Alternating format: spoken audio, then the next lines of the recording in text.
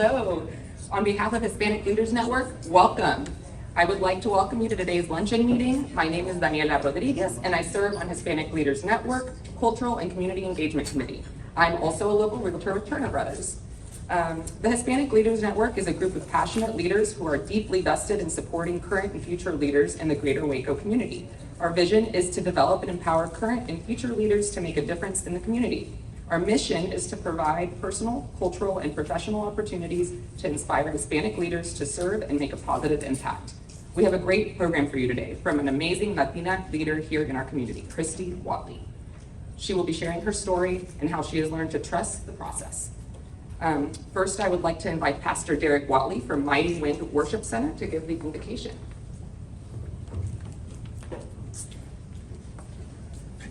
Welcome. Good afternoon. Y'all can hear me? Very well. Okay. Just wanted to make sure. Everybody tells me that I'm so quiet and I have an inside voice and I can hardly be heard. And so I wanted to make sure that you guys could hear everything that I was saying to you. It is such an honor and a privilege to be here today. And it's amazing to see, even though this is the Hispanic Leaders Network, it's amazing to see the diverse group of people that have been drawn in today.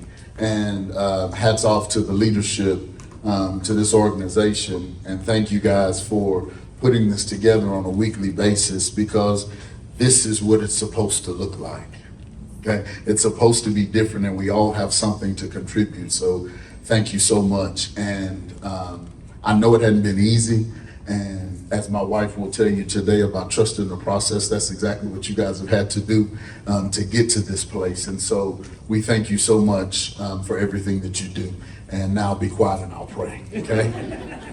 And I'm not gonna pray for the food because it looks like half of you are done already. And so, Father, this day we thank you. We thank you because you are an amazing God to us and you are faithful.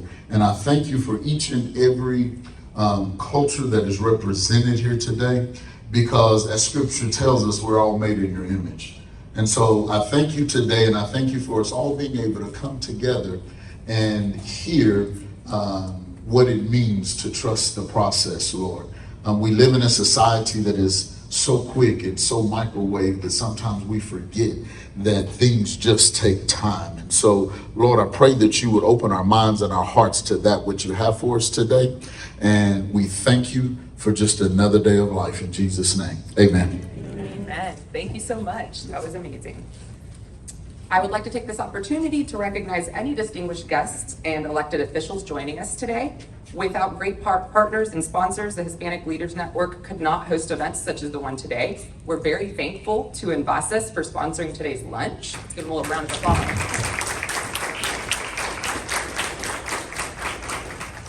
Welcome Diego Genera, General Manager of Envases Waco, to say a few words on behalf of Envases. Okay. Hi.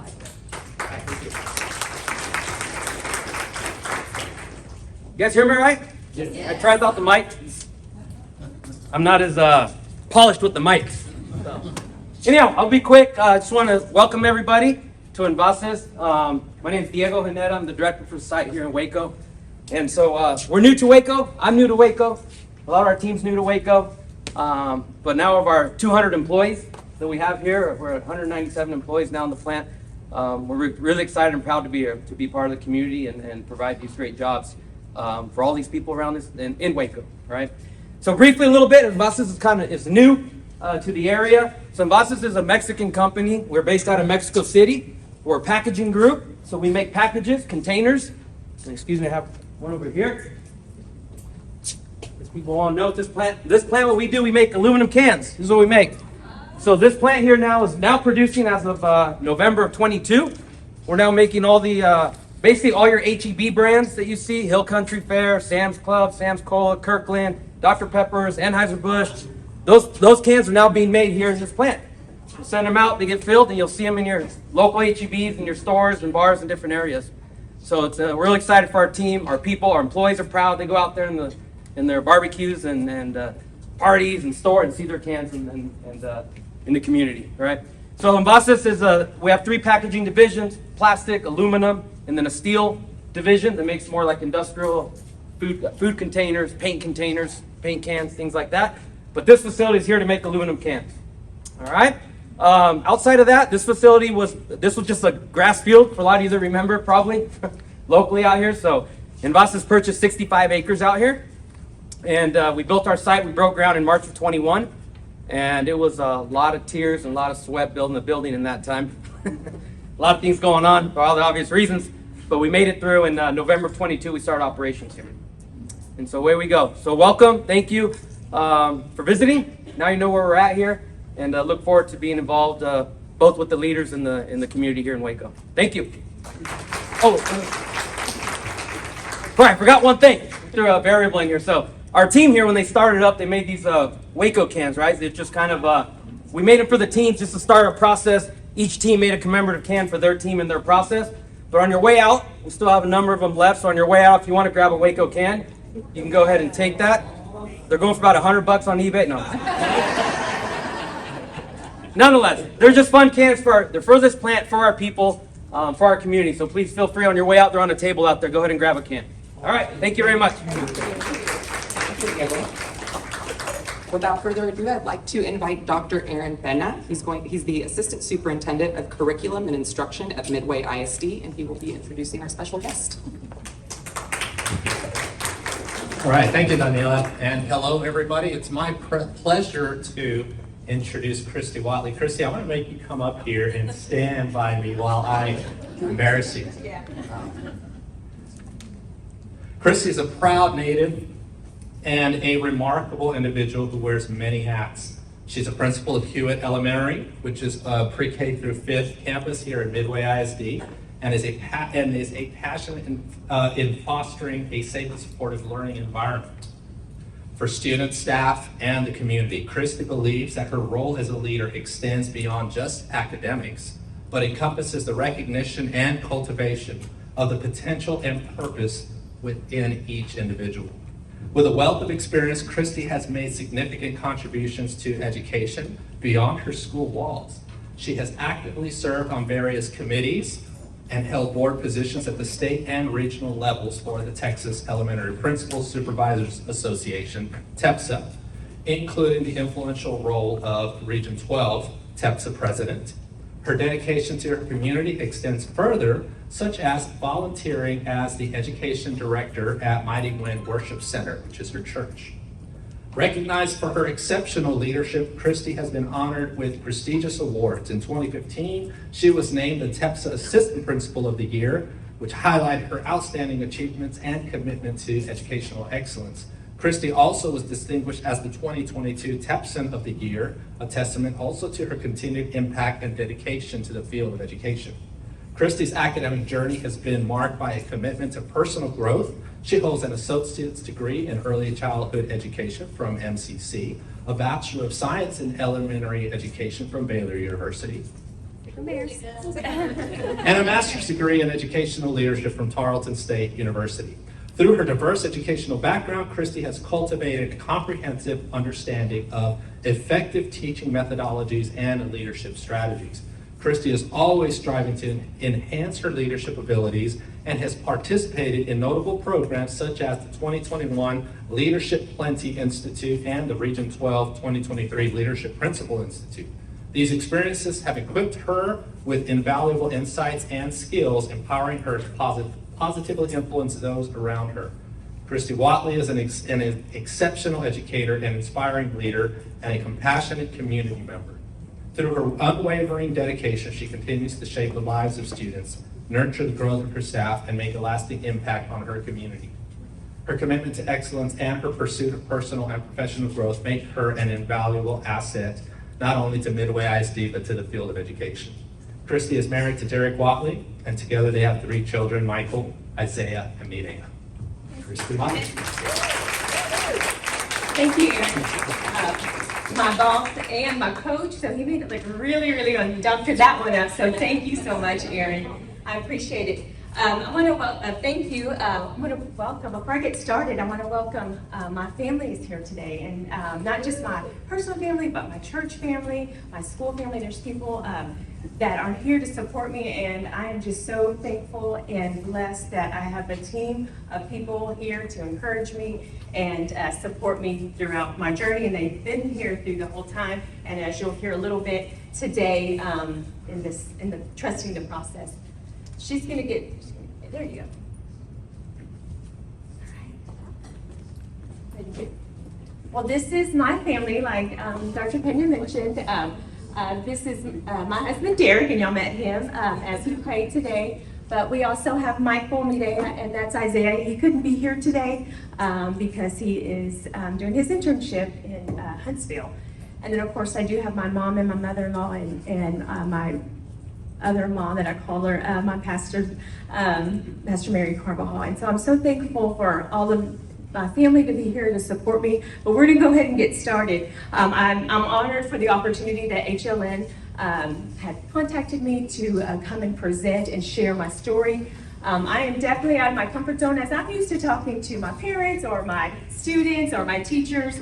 And so these kind of presentations are a little bit different, but I'm gonna, since I'm out of my comfort zone, I'm gonna probably have you talk to each other. I'm gonna ask you some questions, ask you to talk to your neighbor, because that's the way I know how to present, but I wanna share with you just my story in the way that I am able to share my story with you. So I want you to, I'm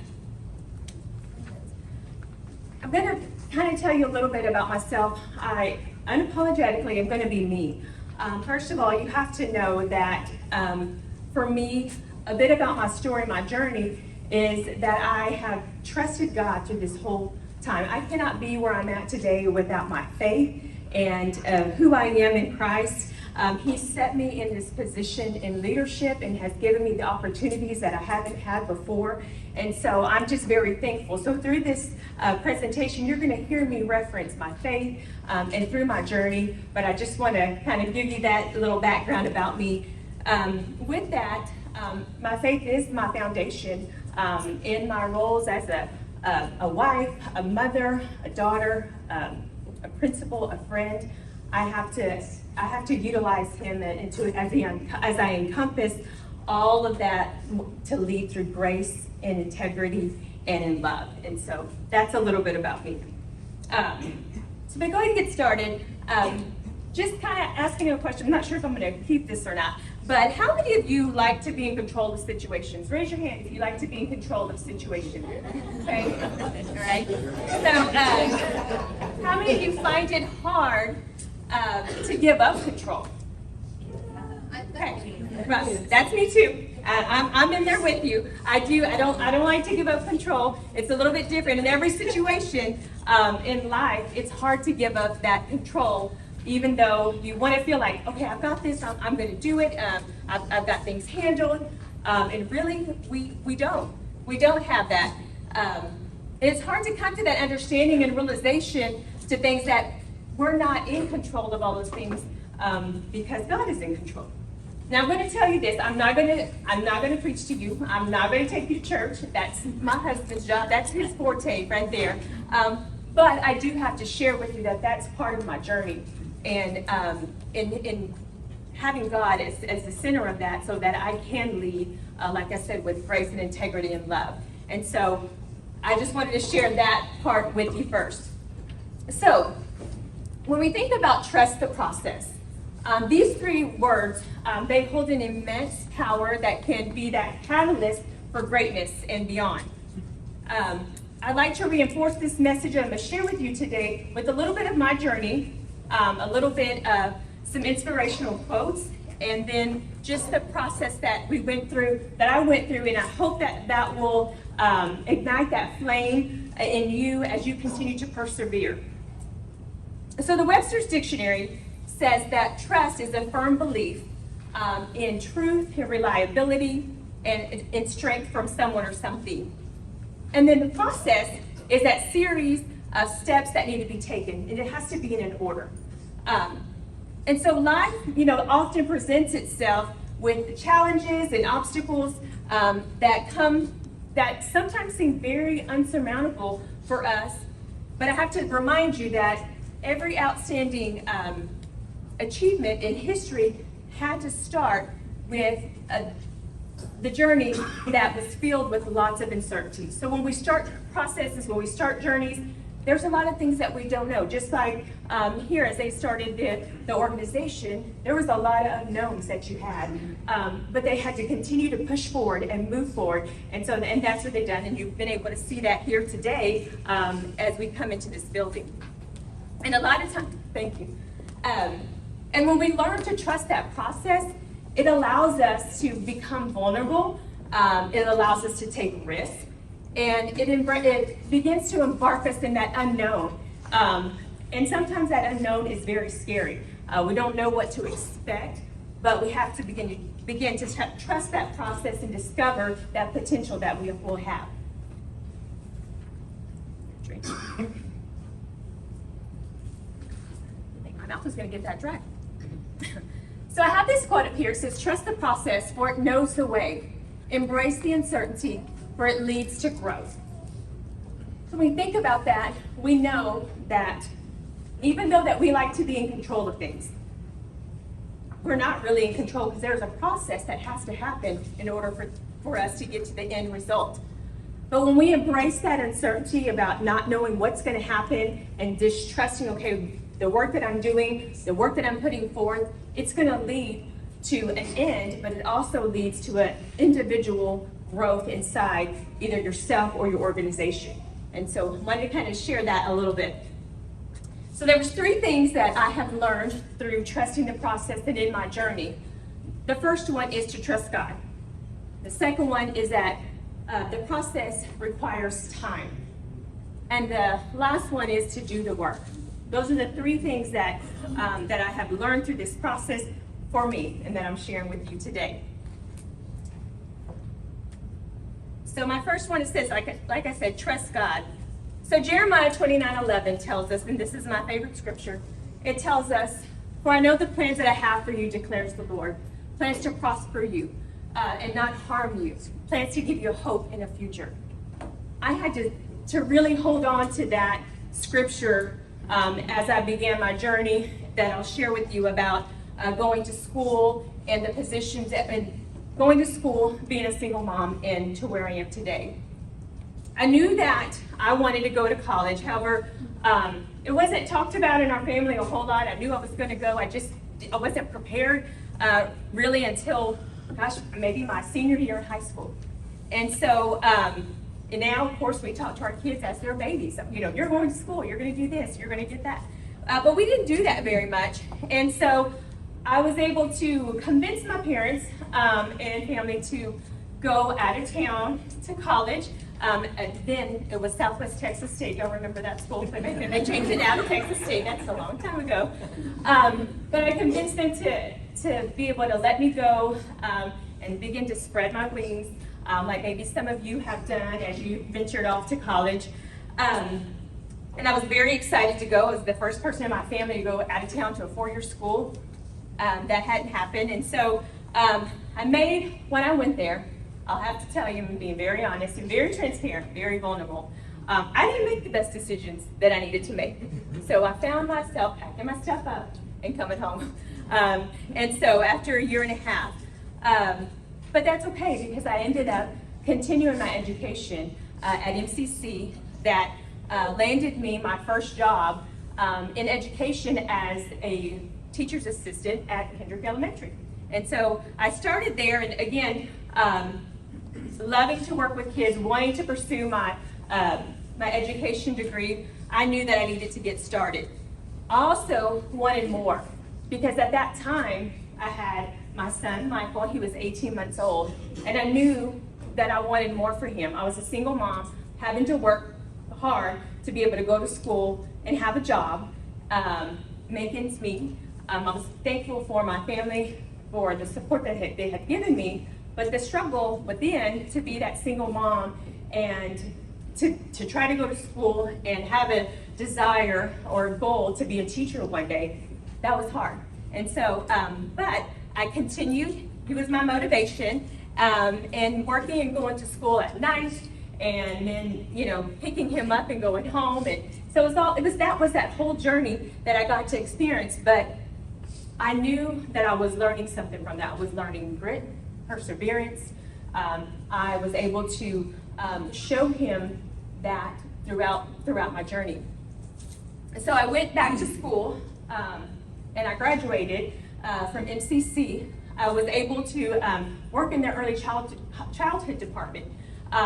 So when I was able to do that, I was really wanting to go back to school. And I knew that I couldn't afford that. I didn't know where I was going to go because I had my son, and I didn't want to pick him up and take him to another town to go back to college. And so I knew that Baylor was here, and I always wanted to go to Baylor, but I couldn't afford it. And so I thought, okay, I'm just going to continue to work hard and we'll save money. Well, MCC had a program that they were developing to allow some of their graduates, and there was actually 4 people out of their program to go to Baylor to get their education degree. And so they asked, Christy, do you want to be part of this? Absolutely, I do, because I knew I wanted to go to school, and I thought this is my way to get into Baylor. So I went, and I interviewed for the position. I got to talk to the dean at the time to tell him, like, I don't have the money to come here. I'm letting you know, I don't have the money. And so, but, you know, if there's any way that you could help. So they gave me credits and directed me into places where I would get scholarship money. And so I had to look at that thinking, okay, somebody else is in control here, I'm not, because these opportunities don't happen that often to people. And, you know, lo and behold, I was one of the 4 people that NCC had chose. Sorry. So, moving through there, it took me about 10 years to get my bachelor's degree. But through that, I worked hard, and I made sure that my son was taken care of. I made sure that things were in order so that I could be successful for him and the goals that I had. And so I was able to do that, again, like I said, with my family and my friends that were there to support me. At the start of that journey, I tried to take care of things on my own.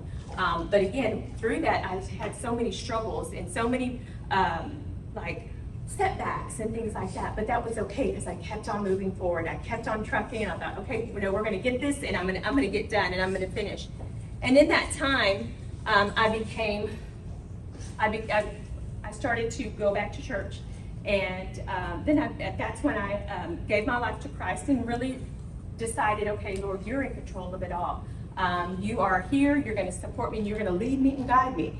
And sure enough, that's what he did. And so with that, I had to remember that that God was in control of my life and the things that I'm doing. So process requires time, okay?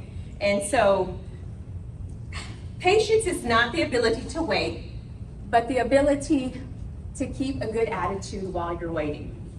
So, what do you think about this? How many of you are patient at waiting? All right. So I want you to turn and tell the person next to you what's the most challenging thing that you have to wait for. Be simple. Think about it. Tell the person next to you.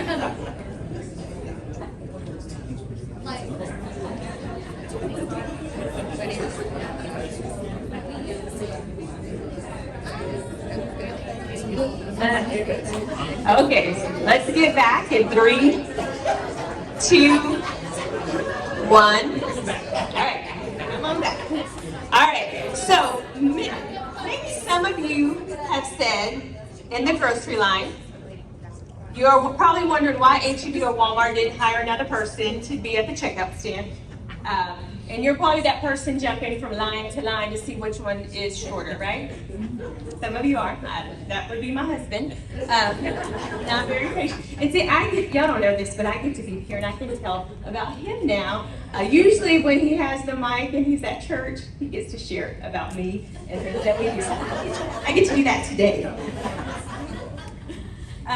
Or you may have thought about when you're at a stoplight, and the person in front, you see the light that's green, and you're the person that's honking, putting your hand on the horn to get them to go. You're not waiting patiently. Or you might be waiting on your spouse or your kids to get ready to leave.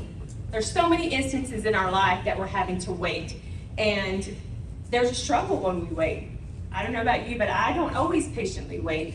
And then when we do that, we have to remember that we do need to patiently wait, but we have to have a good attitude with it. Because we can wait, but if we have an attitude that is just like, why is it taking so long? I'm gonna do it this way or whatever, that you're not patiently waiting with that good attitude. See, I know that the path to success is rarely a straight line. It demands patience, resilience, and unwavering faith. When faced with setbacks or delays, our attitude and our mindset make all the difference. Trust that process, and in every moment of waiting, let your optimism shine through. That's the part that is hard, is really trying to wait for that opportunity. And so I'm going to move a little bit further in my journey. So as you know, I graduated from Baylor, and then I was able to land a job. I worked in Midway ISD for a couple of years, and then I ended up moving to Midway ISD at Hewitt Elementary as a special ed teacher. While I was there, I was getting ready to move to another campus that they had built, and the principal that I worked under had asked me not to go if I could stay at Hewitt, and I'm like, okay, well, what am I going to do? Because I'm supposed to be a kindergarten teacher at Castleman Creek. And she said, well, I want you to be a behavior coach here at Hewitt. And I said, okay, well, what does that entail? She said, I really don't know, but we're going to find out. And I'm like, okay. So again, that was a new position in our district, and that was a new position on our campus. And so I was going to be able to set that up and kind of figure out what that was going to look like. And I knew that that position would set me up to learn leadership skills. And that was going to prepare me for my next goal, which was to be an assistant principal. I had that opportunity to help the teachers in the classroom and struggled with behavior or social skills. I helped set up behavior systems with the teachers, and then I was able to call parents and deal with behaviors. And so when that opportunity, as I continued on with my behavior coach position, there was an opportunity at Hewitt, where I was at, for an assistant principal position. And so my principal said, hey, Christy, are you gonna apply? Absolutely, I'm gonna apply. I was ready for it. I knew the campus, I knew the teachers, I knew what was needed. And so I went in, had the interview with my principal and our committee, and made it to that next round, and where you get to talk to them one-on-one to share all of the rest of the story, what you want to share with them. And I didn't get that position. But before she told me that, I had prayed. I said, Lord, if this is your will for me to be here, to be the assistant principal, then open that door.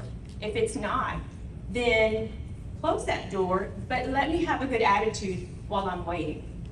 And I thought, okay, gosh, because usually when you don't get something, you get kind of mad about things that you don't get, right? You get mad, and you're like, I don't know why they didn't pick me or whatever.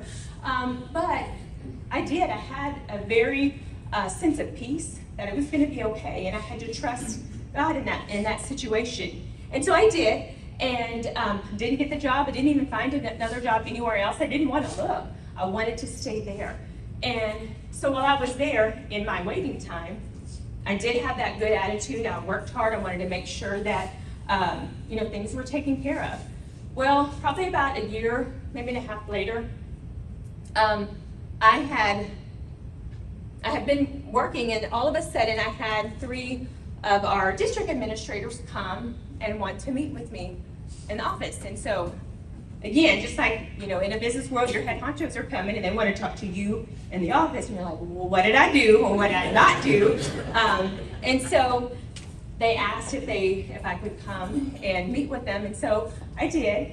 And they had a little bit of small talk going on, but they asked me, would you be interested in being the interim assistant principal at another campus? And I said, okay, yeah. What does that entail? what was the issue? Because, it's rare that someone will come in and ask you to move mid-year.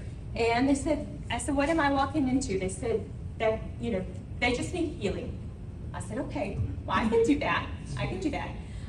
And so it was really funny because one of them asked, well, hey, don't you need to ask your husband before you take this job? And I was like, no, we've already had this conversation.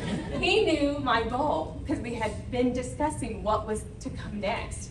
And at that moment, I was able to, because we've had that conversation and we knew what the goal was next, I was just in waiting. I knew when that time came that I was able to say, yes, I can go. And so I did. I was able to go to that campus where I served 5 years as an assistant principal there. And so, which gave me lots of experience that I needed. But so as we thinking about that, so at that time, I realized later that my path was just part of that process that I needed to go through. And even when I didn't get that outcome that I really wanted at the very beginning, I had to know that God was still in control. Because that was the first time that I had interviewed with, a panel of people. Usually when you're a teacher, you might have a couple of people to interview you, but this was a big panel that I had interviewed with. And so how I responded when I didn't get that job was key. And so I think that helped me have those doors open as I moved on to the next campus. God's timing is everything. You see that I could no longer trust in my abilities, being able to get the job done, because I was able to share all that I could do, but that's not what they were looking for at the time. I just had to be patient and wait until those doors were open.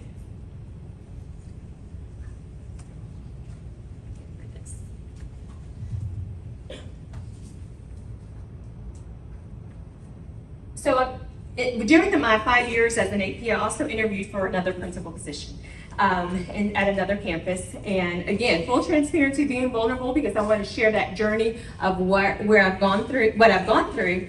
I didn't get that position either. I wasn't ready. I'll be honest. I wasn't ready. I was just trying to figure out, okay, is this the route that I'm going to go? I continued on with my journey, and then I had another interview for the principal position at the campus that I'm at now, which was my former campus at the time. Again, I prayed and I said, Lord, if this is your will for me to be placed at this campus in this season, then I want you to open the doors for me. And I'll tell you that he opened those doors wide open. You see, I can't say that it was my best interview at that time, but what I do know is when I was there working as a behavior coach and a teacher, the people that I worked with saw the work that I put into that campus. They saw the hard work, they saw the dedication, they saw the determination, they saw that I was there for them. And so my actions and my attitude and the way I served superseded sometimes some of the questions that may have been answered. And so I know that part right there, that is where God is opening those doors and allowing me to move in places that I never thought that I would move into, because I will say that in our district there's not a lot of minorities in leadership, and so and that's just being very honest. And so even then at that time, to be able to move into that position was very, very was me knowing that God was in control of it all.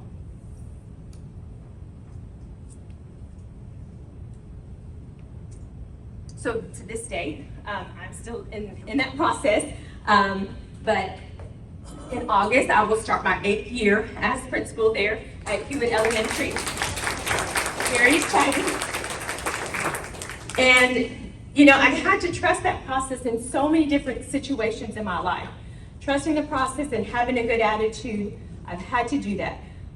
Difficult times when raising our kids, difficult times in marriage, a miscarriage, a parent incarcerated, a failed business, my husband taking a pastor's position, changes in my job, and the list goes on, just like in your lives, you're having to continue to change. But trusting God during that waiting period was tough, but I never gave up. So my next part to that is do the work. Great things never come from comfort zones, right? If we're in our comfort zone, we're not gonna get up and do anything because I'm very comfortable where I'm at. It's when you begin to step out in faith, or if God gets you out there and pushes you out there, you're able to step out of your comfort zone. Just like I shared with y'all today, this is not in my comfort zone. I'm always ready to talk to my teachers and my kiddos, but sharing my journey is one thing that I know is beneficial because I've had to do the work in this. To achieve the greatness, we must step outside of our comfort zone. Growth and transformation occurs when we take those challenges on ourselves. We take risks and we embrace the unknown, because that's hard. When you don't know what's gonna happen, you have to make sure that you take those chances and those risks. Trust in the process. It will lead you to unexplored territories and reveal your hidden strengths. You know, you have to dig deep when you don't know the end outcome. You have to dig deep and you have to remember whatever that goal is that you were dreaming of, whatever that idea that you had. In order for it to come to pass, you have to continue to put that time in it, put the work into it, and trust that it's going to come to pass with the work that you put in. So one of my favorite authors is John Gordon, and he wrote the book, The Power of Positive Leadership. He talks about to just do the work. So no matter what anyone says, just show up and do the work. If they praise you, show up and do the work. If they criticize you, show up and do the work. If no one even notices you, just show up and do the work. Just keep showing up, doing the work, leading the way. And that speaks volumes, because a lot of times if we feel like we're not going into that position that we wanted, or we didn't get, we didn't get the job, or we didn't get the things that we needed to get done, or our dreams are not coming true, or whatever goals that we have set, we just continue to do the work. And remember, when you're doing the work, you're kind of in waiting, and when you're in waiting, you also have to have that attitude. I know I've been there. I've had an ugly attitude about things that I've had to wait on, and it's taken me longer to get to those positions or the end goal than it would have been if I would have just had a better attitude about it, and if I would have just trusted that there was that process and continued on to that path instead of going a different direction. So the other part to this quote, it says, lead with passion, fuel up the optimism, have faith, power with love, maintain hope, be stubborn, fight the good fight, refuse to give up, ignore the critics, believe in the impossible. Show up, do the work. You'll be glad you did. So I want you to remember that success is not determined, is not a destination, it is a lifelong journey. Embrace every step of that process, and it shapes us into the person that you were meant to be.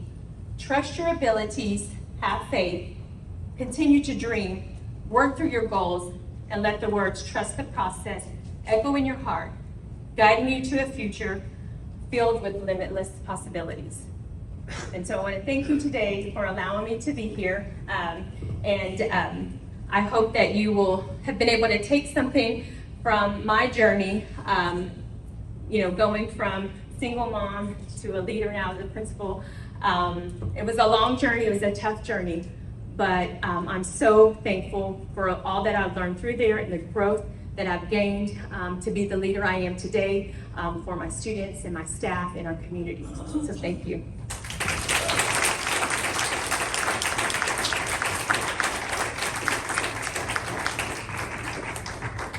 Let's give Christy another round of applause. Such an inspirational story. I mean, as you were sharing your journey, it was like just resonating, with me and maybe with some of you, that maybe you're currently, waiting and learning to trust the process, no matter where you are in your journey, whether it's professional or personal. But sometimes we forget who really does make all those decisions. We may be ready, but he may not be. And so we have to trust him and trust the process that we have to go through to get there. So thank you again for a very inspirational story. Appreciate it. So have a couple of announcements for the Hispanic Leaders Network. As you can see, we have been busy and we are really having a great time. Last month, we had our first fundraiser ever, and we were pretty successful, and we feel very confident that we're going to be able to continue to offer programs such as Conectar-Connect, because that's what we're here to do. Our vision is to inspire current and future leaders like you, so you can come back and make a difference in the community. And some of you are already. Some of you, I see a lot of faces here I know, and you are constantly giving back. But our community needs you to continue to give back. So keep coming to the HLN events and be inspired and learn and grow, and let's learn off each other and network with each other. I meet so many people through these events. So we really appreciate you being here. This is the month of our 5th year anniversary. Actually, it was on June 11th when the Hispanic Leaders Network had its very first meeting. Some of you were actually there. Who was there? Just raise your hand. I know, yep. Several of you were there, and we have grown, and let's go ahead and give the Hispanic Leaders Network board and committee members a round of applause, and volunteers for all they do to help bring various programs to the community.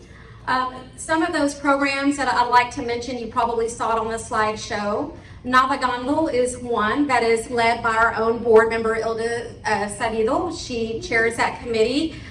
Just last month, in fact, it was on May 15th, we were able to take 70 students, high school students, to Baylor University for a tour and an orientation, all in Spanish. And they were, guys, let me tell you, these kids were so amazing. They asked wonderful questions to the Baylor staff. Questions that I wouldn't even, I wasn't thinking of that kind of stuff at their age. They were so impressive. And I know that they were inspired. So Ilda and team, thank you for all your efforts in making that happen. We are looking for volunteers, so if you're interested in serving in Navegando, being a mentor, please make sure that you get with Ilda on that. Also, recently, we were able to get funding for language justice. So the Hispanic Leaders Network will serve as a hub for the Waco-McLennan County community to be able to offer translation services. We have purchased translation devices. They should be arriving in August, crossing our fingers. And we also have selected 12 people. We had an application for a scholarship for interpreter certification course. It's a community interpreter qualification. And we had a lot of people apply for that. We wish we would have been able to pick everyone because everyone was amazing and they told their why and why they wanted to become a qualified interpreter. And but we only had enough funding for 12. And so we have selected those 12, and that program will be starting in September. It's a program that lasts about 180 days. So hopefully by February 2024, we will be able to provide a list of qualified interpreters that our community, organizations and entities throughout the community can call and ask for their services, because we want to make sure that everyone feels like they have a place at the table, and we don't want them to feel uncomfortable just because of that language barrier. So let's give the Language Justice Committee a round of applause for all of their work that they've done here. Another committee that has been really busy is the Cultural and Community Engagement Committee. Back in December, they had a great event, Las Posadas and a tamale contest. Dr. Ileana Newman and Daniela Rodriguez co-chairs that committee. But they were also very vital in planning Latino Night as well. And Hispanic Heritage Month will be coming up in September. So they're getting ready for that. But let's give that committee a round of applause for all their hard work that they're doing as well. So as I said, our 5th year anniversary is this month. And we would like to invite all of you to our celebration on Tuesday, June the 27th. We will have HLN Happy Hour. It's going to be at Segovia Wine Bar. And that's a fairly new place. It's really nice. If you know where HLN Waco is on 6th Street, it's in that same building. So please put that on your calendar. Come out and join us from 4 to 7 p.m. It is come and go, but we would love for you to be there to celebrate with us. June is a month where our organization gets together to plan. And we will have a summer retreat also on June 27th. And several people have been invited to that. We are looking forward to planning the next 5 years for HLN because there's so much more that we want to do for the community, but we cannot do it without people like you who share and are compassionate about giving back, making sure that we can be support for anyone who wants to learn, be involved, and get inspired. We'll be doing that, and we'll be excited to come back and share with you all the plans that we have.